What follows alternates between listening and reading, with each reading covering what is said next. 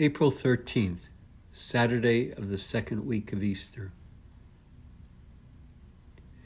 Leadership is tested and proved in a crisis. The great leader shows decisiveness, courage, and confidence in the face of a challenge, and thus inspires others to work together to get through it.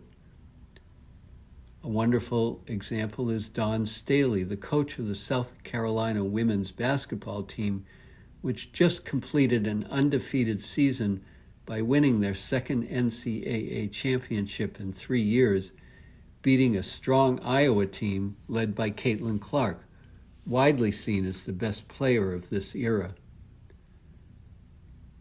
From the time she was in middle school playing against bigger, older boys, Dawn was known for her fearlessness and her willingness to take on any challenge and find a way to conquer it. She has shown the same qualities as a coach. Those who have played for her and those who have followed her career talk about how she always projects a calm confidence and command, even when things are going badly. In Sunday's championship game, when Iowa quickly jumped to a 10-point lead, the players looked to the coach and saw that she was not the least bit fazed and was sticking to their plan, which gave them the calm and confidence to continue playing their game, leading to a decisive win. The leader in a crisis must navigate between two fatal mistakes. One is denial, a false optimism that pretends there is nothing wrong, even when the evidence of a problem is clear.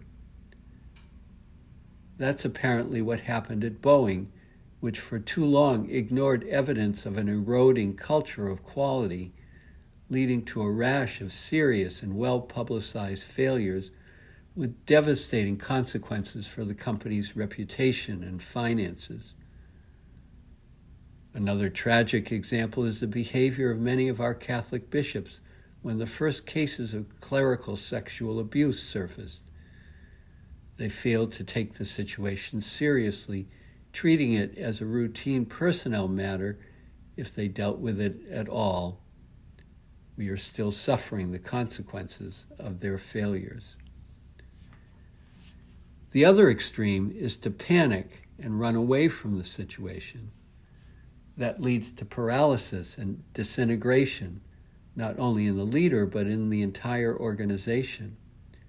People lose faith in the organization and its direction, so they either bail out or decide to take care of themselves, which can lead to a total collapse.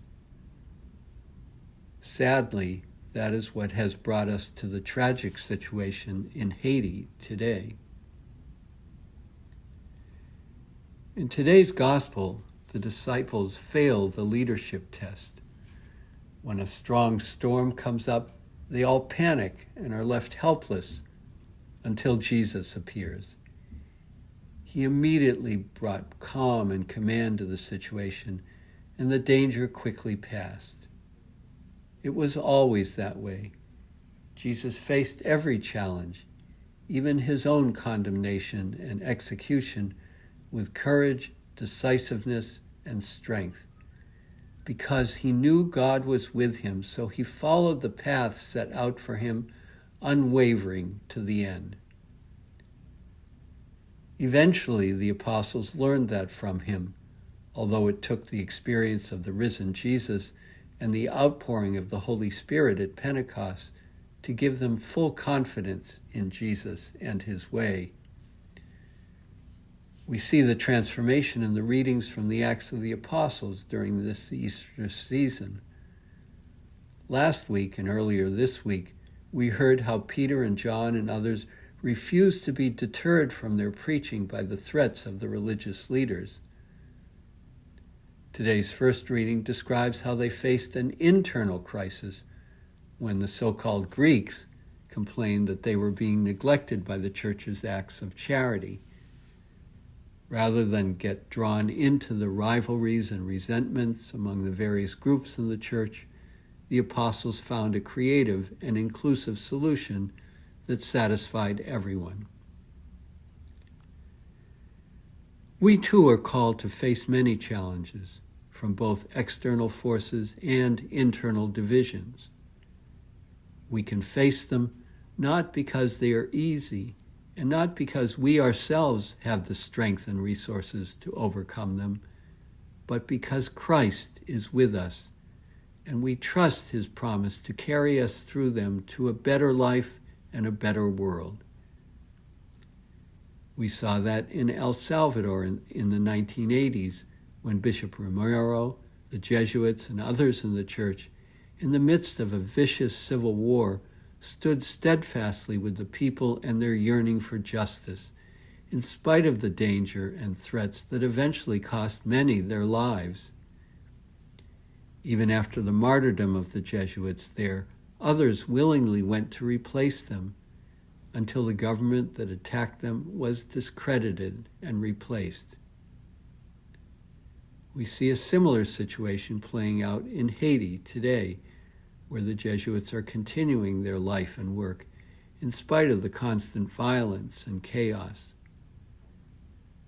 They are convinced that Christ has called them to stand with the people, to bring them consolation, care, and hope in the midst of so much suffering.